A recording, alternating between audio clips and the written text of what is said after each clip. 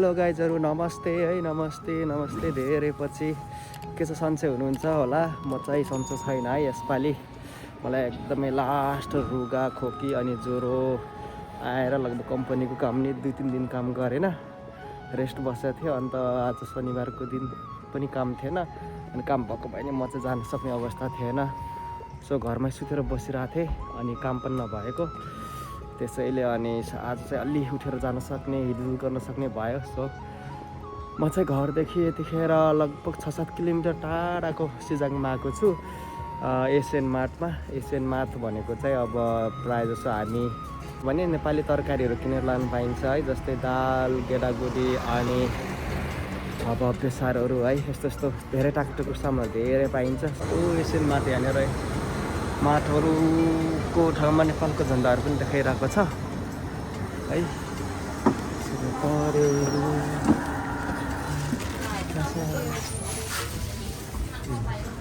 Asian mart चाहिँ यो है गाइजहरू। म चाहिँ माथि रङ ठाउँमा छिरेछिरो त भनेको छु मलाई।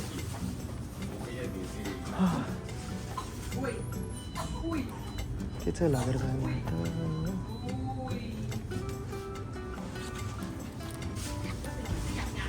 मैले चाहिँ सानो बास्केट रेडी गरेको छु है। म मार्टमा छिरिसकेपछि यस्तो बास्केटहरू लिएर हिँड्यो भने सामान छान्दै यसमा राख्दै अनि फाइनलमा हिसाब गर्नेको लागि सजिलो हुन्छ है गाइजहरू। म चाहिँ दाल कस्तो खालको लाने होला, रातो दाल कुन चाहिँ लान्छु होला, कति पर्ने रहेछ एउटाको, महँगो पर्छ होला सायद। एउटा दाल लानु पऱ्यो, कति उता 2-3 त जति लानु पऱ्यो। सधैँभरि आउनु पाइँदैन, आएको बेलामा लगौँ न होइन।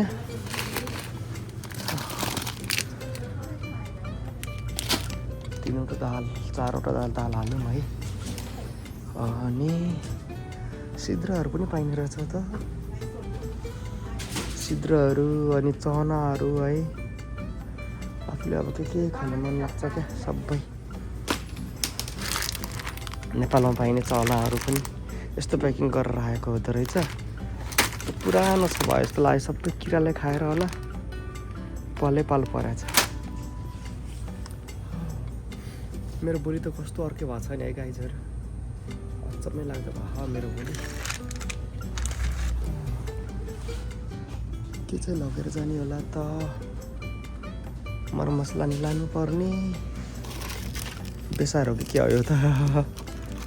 यस्तो छ। धनियाको मसला यतातिर रहेछ, जिराको मसला है, तेजपत्ता होला सायद। तेजपत्ता पनि दामी हुन्छ नि तरकारीमा, मासुमा राख्नलाई।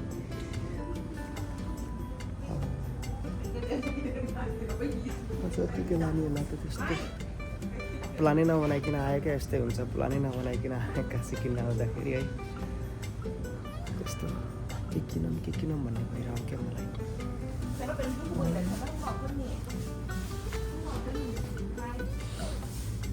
लानुपर्ने त धेरै नै थियो है, तर मैले बिर्सेँ।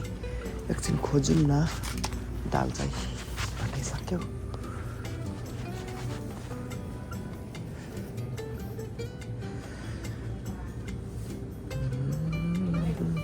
चाउचाउ त कति आइटम हो कि, चाउचाउहरू धेरै आइटमको चाउचाउ रहेछ। चाउचाउ एकदम खान मन लाग्थ्यो पहिले, आजकल खान मन लाग्दैन। तेजपत्ता यो हो कि क्या हो?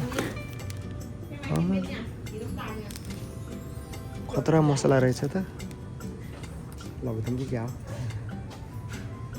छोरी यो चाहिँ के अरे भियतनामतिर युज हुने रहेछ, भियतनाम भाषामा चाहिँ।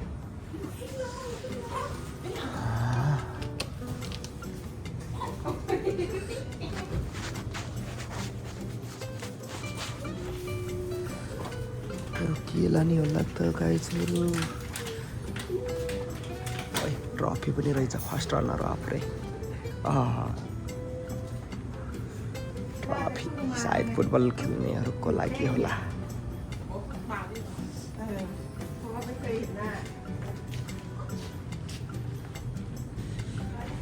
के लाने हो त?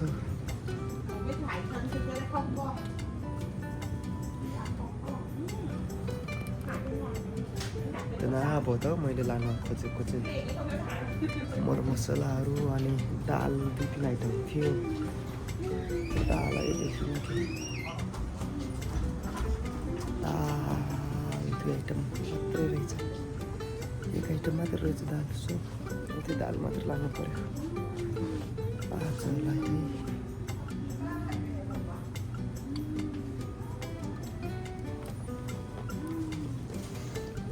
मसला लानु पर्यो। यो चाहिँ बङ्गलादेशतिर युज हुने होला, बङ्गलादेशीहरूले पुरा गर्छन् होला है। अझ हामीले पुरा गर्छौँ। उठेर लान्छु। अर्को मसला कता गयो त हो? चिकनमा राख्ने पनि 2 जति चिकनमा राख्ने लान्छु। अनि यो चाहिँ के हो? खतरा छ त, लाख्ने पनि लान्छु। अरू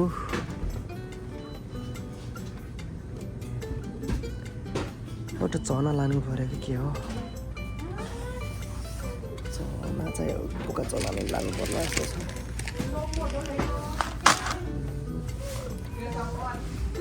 सानो बास्केट लिएर आएको टनाटन भरिरहेको रहेछ भने के हो, धेरै आइटम नै भयो क्या हेर्दै हेर्दै कडा कडा भयो त। कहिले काहीँ यो पनि मिसाएर खाना दामी हुन्छ क्या चना। सो चना पनि लान्छु।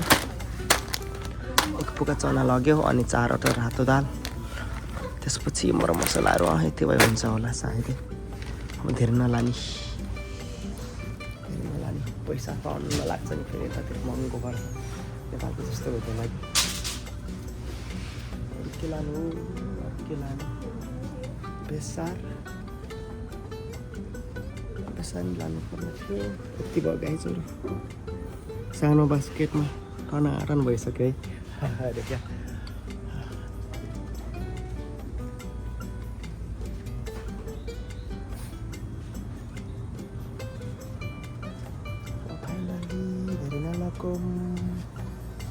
है, अब चाहिँ जानुपर्छ होला। धेरै किन्न पनि हुँदैन,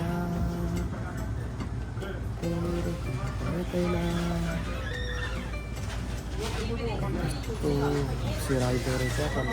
कति गऱ्यो सेयर त डर लाग्ने मान्छेहरू।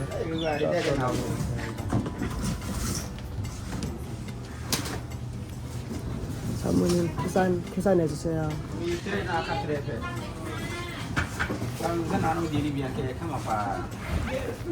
डर लाग्ने मान्छेहरू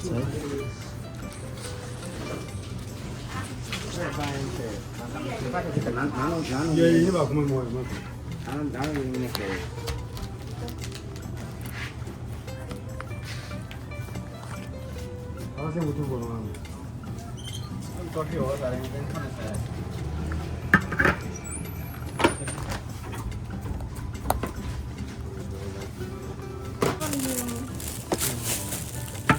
Halo ya.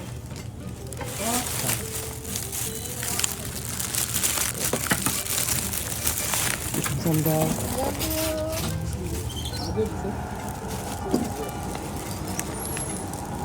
गाइजहरू मैले चाहिँ यति किनेर लिएर आयो है। अब यसलाई बाहिर आएर झोलामा राख्नु पर्ला। सामानहरू झोलामा प्याक गऱ्यो है गाइजहरू। म चाहिँ अब गाडी चढ्ने बस स्टेसन नजिकै जाँदैछु। त्यो पारि रहेछ बस स्टेसन पनि। गाडी चाहिँ हेरेको छैन, कति बजे छुट्छ यहाँबाट भनेर है। पारि गएर फेरि गाडी छुट्ने टाइम पनि हेर्छु। ल लामोसँग कुर्नु पर्ने देखिरहे, गाह्रो छ। अब कतिखेर जाने हो? सन्चो पनि थिएन खासै मलाई। त्यत्तिकै आइदिएको। ओ गाडी आएको ठ्याक्क 12 नम्बर गाडी पो रहेछ त। 11 नम्बर गाडी आउनु पर्यो। होइन रहेछ, यता आउने गाडी चाहिँ होइन। उता पर गाडी आइरहेको थियो तर त्यता जाने गाडी रहेछ। उधोतिर गयो। मेरोतिर आउने गाडी होइन रहेछ। मेरोतिर आउने गाडी चाहिँ गाइजहरू घर नम्बरको लगभग 12 देखि 15 मिनटमा म रुममा पुग्छु। गाडी चढ्यो भन्छ तर कुर्नुपर्ने देखिरह्यो। रात पनि पऱ्यो, कस्तो साँझ हुन थाल्यो त। गाडी आइपुग्यो गाइजहरू, मजाले गाडी आइपुग्यो है। टक्क लाएर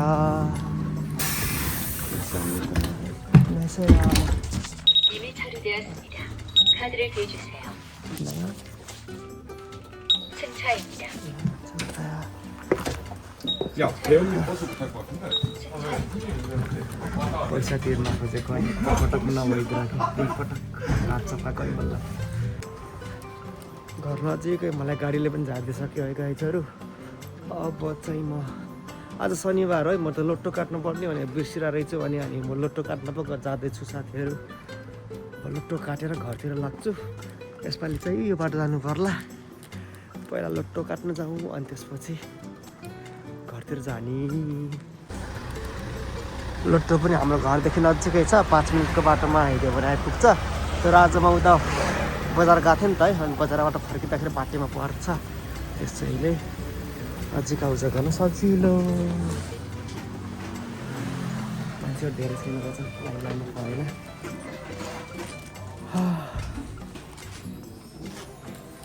लोटो काट्न ठाउँ यता गाइजहरू 5000 रुपियाँ काट्छु।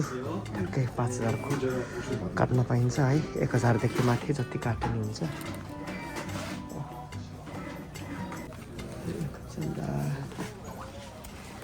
ओछ्यानको गाइजहरू ओछ्यानको लोटो काट्यो। आज चाहिँ बेलुका गएर झ्याप्प फर्स्ट प्राइज पऱ्यो भने त यसमा गाइजहरू कडा पो हुन्छ त मलाई। करोडपति बन्ने लक्षण सक्यो आज जस्तो लागिरहेको छ मलाई। रात पऱ्यो गाइजहरू, झ्याप्प कस्तो रात पऱ्यो। आज धेरै पछि जुन लागिरहेको रहेछ भने कस्तो दामी है। वाउ, क्यामेरामा नि कस्तो राम्रो आएको। थोरै लागेको दामी, धेरै पछि जुन देख्न पाएँ मैले। कस्तो सन्चो नभएर है, मतलब धेरै पछि घर बाहिर निस्केको 3-4 दिनपछि कस्तो खतरा फिल भइदिइराख्यो है आज। अनि फ्रेस पनि भइदिउँ न भनेर निस्केको घरबाट। अनि जे जोस् फ्रेस पनि भयो। अलिअलि सामान नि किन्यो है, लोटो पनि काट्यो। आज सबै काम गर्न भ्यायो। अब चाहिँ घर गएर खाना पकाएर खाएर झप्पा सुत्नुपर्छ। आफ्नो स्वास्थ्यको ख्याल राख्नु होला गाइजहरू, जता भए पनि है। एकदमै दुःख हुन्छ क्या मान्छे ब्रेन भयो भने। मलाई चाहिँ त्यस्तै भयो यसपालि। सो अब चाहिँ घर जानु पऱ्यो गाइजहरू है। जहाँ हुनुहुन्छ जस्तो हुनुहुन्छ राम्रो खुसीसँग बस्नु होला भन्दै फेरि अर्को भिडियोमा भेट्नुपर्छ है त। By by.